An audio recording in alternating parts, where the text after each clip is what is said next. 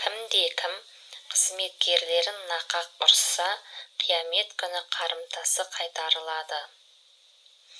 Дінге сенушінің қараусыз қалған, үй ішіне жәрдемдесіп жүретін адамның күнәсін қиямет күні Тәңірі кешіреді.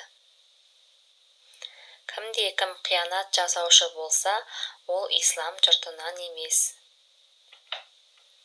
Кімде-кім зағип адамды жетелесе, оның жаннатқа кірері анық.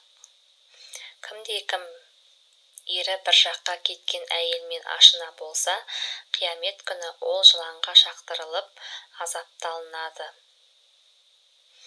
Бұл дүниеде екі жүзді болған адамның, о дүниеде оттан жасалған екі тілі болады. Кімде-кім шаш қойған болса, оны күтіп таза ұстасын. Көрген-білген туралы куәлік беруден бас тартқан адам, жалған куәлік берушімен бірдей. Кімнің жас баласы болса, оны жас балаға лайық қылықпен еркелетсін.